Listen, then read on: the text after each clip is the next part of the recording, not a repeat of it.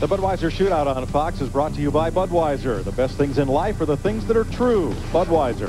And by Pizza Hut, home of the new stuffed crust gold pizza. Kurt Busch, Jimmy Johnson still lead. From their back, it's all new. Matt Kenseth. Dale Earnhardt Jr. fought his way to 4th. Ricky Craven holds on to 5th. Kevin Harvick, Jeff Gordon, Rusty Wallace, Todd Bodine, and Kenny Schrader, the top 10. From last to 4th for Junior. But here's the thing, Larry. I've called in the beginning, I'm loose. I was a little loose. Now I'm a little tight. No, car's really coming to me now. Well, he's up there now where he's in single file. He's been fighting traffic. You know, the unique thing about that race car, I talked to Tony Uri Sr., his crew chief. They tested that car at Talladega back in the fall last year when these bodies first came along. They had 3 bodies on it, never even tested this car, never even went to the wind tunnel, and here they are up there bidding for the lead. Well, Dick Berggren, what about our Winston Cup champion, the 2-time defending shootout champ, Tony Stewart, tail end Charlie? Well, that's by deliberate design, Mike. He is running a little bit hot. The engine not running the way they'd like it to be, and as a result, they have dropped back to try to cool that motor down. To Steve Burns. Dick, Dale Jarrett in the 88 is not handling very well at all. He's got a bad push off the corner. He's having a hard time turning it. Man, they were bouncing off each other going through the tri-oval that time. Yeah, Jeff Gordon bounced off Ricky Craven as they entered the tri-oval.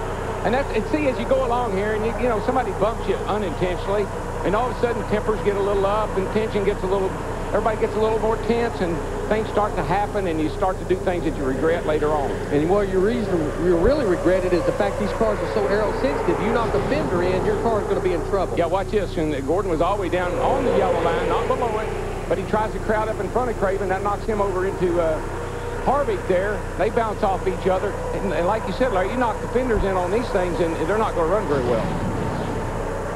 Dale Earnhardt Jr. has come to last to almost first. Jeannie? But surprisingly, guys, he's doing it with a little blind spot. The left side of the mirror, his spotter is working overtime. He's telling him, let me know when I'm clear, let me know when I'm clear, and they're debating whether it's something they can fix during the break. There's no question, Jeannie. Yeah, the driver's working hard, the crew chief's working hard, but those 19 spotters on top of this grandstand, they have their work cut out for them. Listen to this crowd. I walked over this evening from the hotel about a mile and just got a good look at the fans walking in, and by a huge margin, the coats were red and black and had number 8 on them. There's a big following here for Dale Jr. And how many times have I seen his dad do the same thing? Start in the back, work his way to the front, and have the car to beat. Apples just don't grow far from a tree, I don't reckon. Nobody told Kurt Busch. Busch back to the lead. Look at the crowd, and they are definitely getting their money's worth. Well, that's what makes our sport so popular. People want to know, why is this sport growing? Why is it so popular?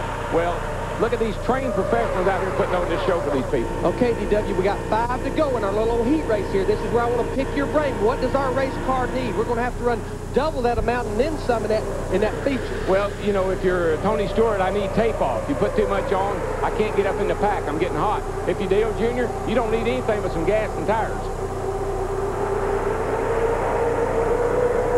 Chevy, Ford, Chevy. Here comes Matt Kenseth in yellow and black around the outside to give his Roush Racing Ford teammate Kurt Busch some help. And here's the thing to remember, folks. That is a brand new race car. The Monte Carlo and the Pontiac are not the same car that these guys had last year. The car that dominated here with Michael and Dale Jr. here in Talladega, this is a whole new animal. But it shows they've got their act together. And that's probably what Greg Ziffidelli and that group is going through with their Monte Carlo. It's a new configuration of nose. You really don't have the past records of how we ran the front end tape on it before. It's a learning curve. Kurt Busch got loose off turn 2 there. Somehow kept it together and kept it in line. I don't know how, you know, I've seen him do that a lot. Yeah. I guess practice. Jeff Gordon in that 24 car, remember, he started next to last. He has slowly but surely worked his way up there in the front.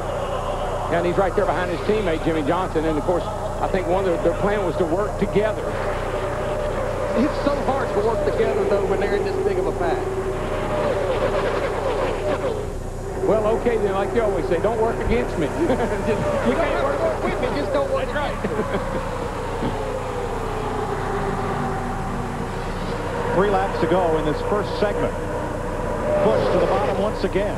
I don't know about these guys. I'm glad we're going to have an intermission here, get our breath, and, you know, get a drink here and clean the windshield.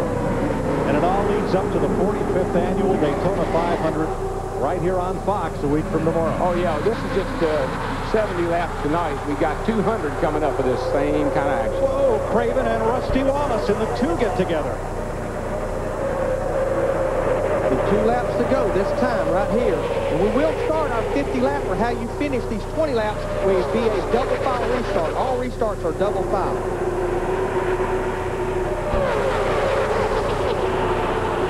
Jeff Gordon peeks out from underneath the black and yellow Dodge of Ward Burton. I tell you guys, Dale Earnhardt Jr., Kurt Busch, Jimmy Johnson, those guys, I'm sure they'd like to see this race just continue to go on.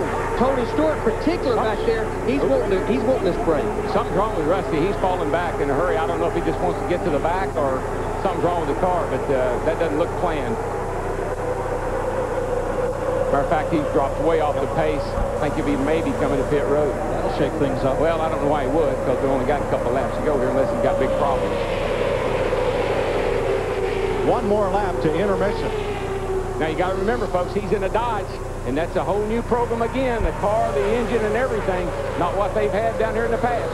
Dick Bergman, what's wrong with Rusty? It's a tire. The crew's on the wall. He's got a tire going down, Mike. What he's trying to do right here, he's trying to nurse it for about another half a lap to get to that break. And what he doesn't want to have happen is that tire to come apart, because it will tear that race car all to pieces. Remember, Rusty's been back here in that pack beating and banging with each other. That's probably possibly what cut that tire down. I'd say you're right.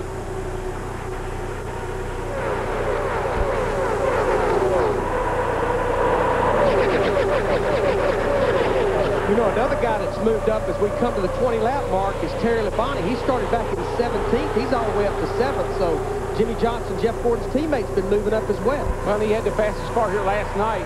And, boy, it's good to see Terry running well. He and Jim Long have really got their act together down here, looks like. Jim Long's his crew chief. And the caution is out, but what reason it is the 20 laps. Caution's out. Man, that went by in a hurry, didn't it? Or did it? Did. I didn't seem like that was 20 laps. From last to first, Dale Earnhardt Jr.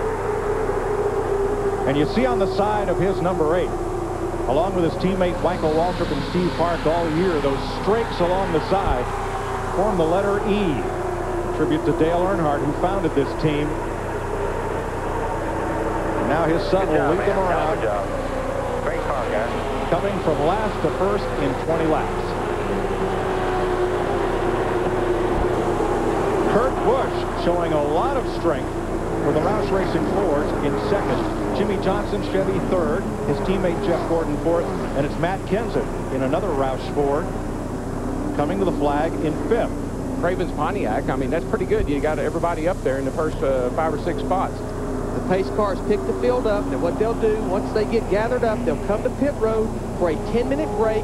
You can talk to your driver about what you might need, but you can only make changes you can make on a normal pit stop. You can adjust the wedge, put fuel in, change tires. You can pull tape off the grill, which Tony Stewart, that group will, adjust the track bar, just normal pit stop procedures. All Winston Cup rules apply, except that this is a timeout, a 10-minute break to get ready for the feature event of 50 laps. And here's how they'll line up.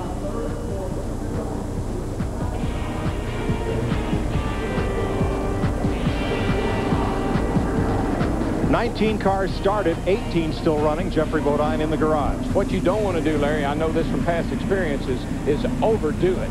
Because you can do a lot of things, sometimes you overdo it and get the car so bad you can't, so far off you can't drive it. And right there in those 20 laps, that's when those handling problems start to show up. That's when that thing starts pushing. Won't turn off turn 2. The front end just slides. We'll be back to recap pit stops. It is intermission time in the Budweiser Shootout on Fox.